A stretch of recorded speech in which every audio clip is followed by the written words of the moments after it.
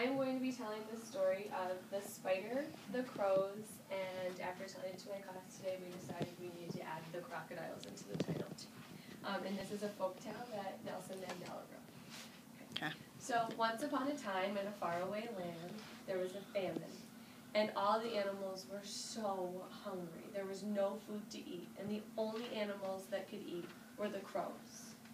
Every day, the crows would fly to a faraway tree that was in the middle of the river.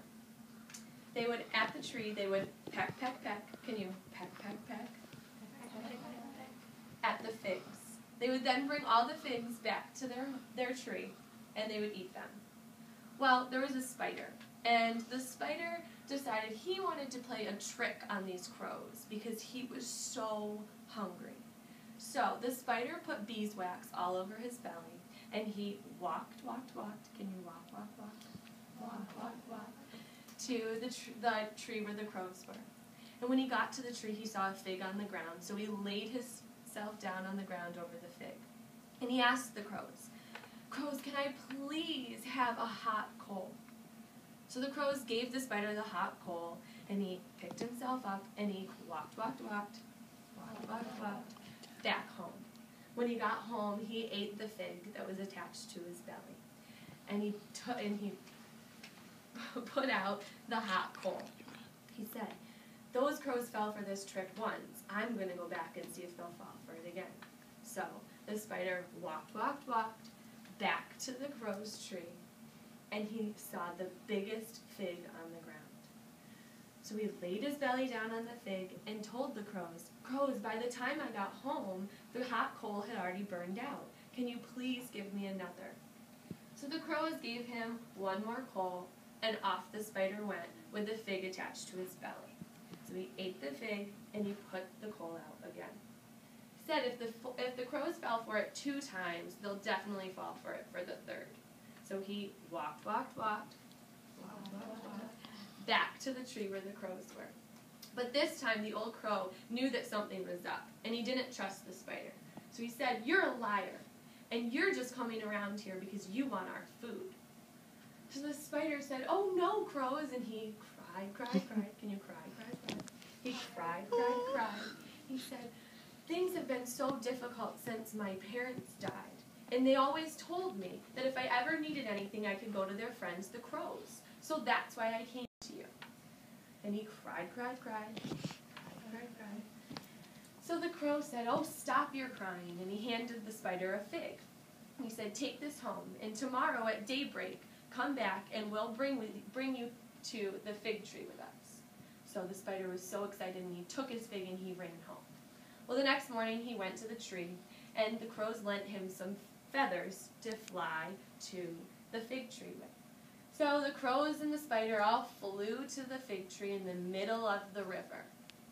Well, when they got there, they started to pick up the figs. But every time a crow went to get a fig, the spider said, "No, I saw it first."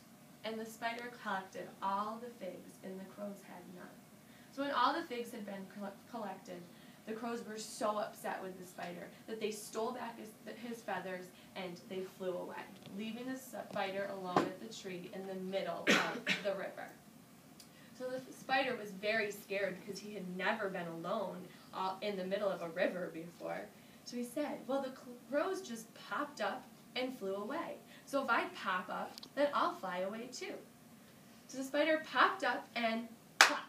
Can you do that? Plop. He landed right in the water in the middle of the crocodiles. So 2 crocodiles said, "What's this? Can we eat it?" And the spider said, "Silly you, no, you can't eat me. I'm one of you." And the spider started to cry. And he said,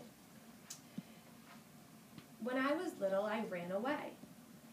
And I've been searching for you ever since. You're my family. I'm one of you." So the crocodiles were a little confused, but they said, if the spider says he's one of us, then he has to be.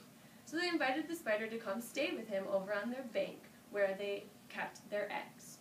So the spider went with the crocodiles over to the bank where all of their eggs were. Well, the crocodiles had 101 eggs in a hole on the bank.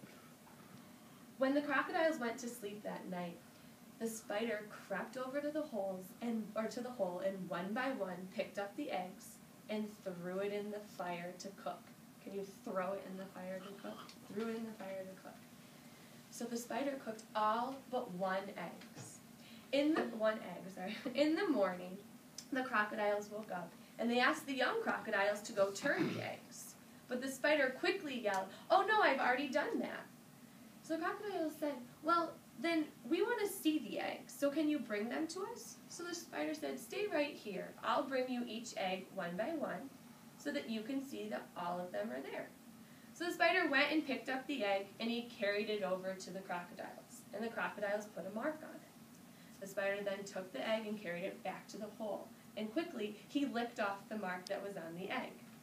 He then turned around and brought the same egg back to the crocodiles. He did this 101 times until the crocodiles thought they had seen all 101 eggs.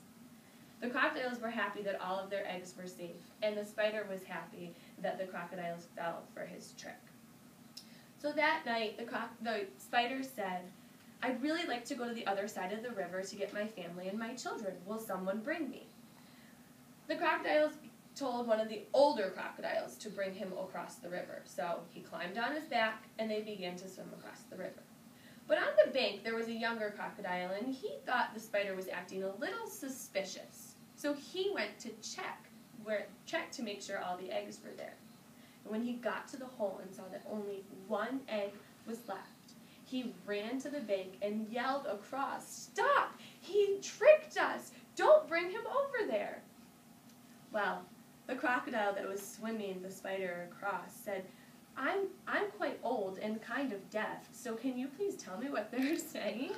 And the spider just said, "They're telling you to swim faster, it's almost high tide." So that's how the tricky spider got away.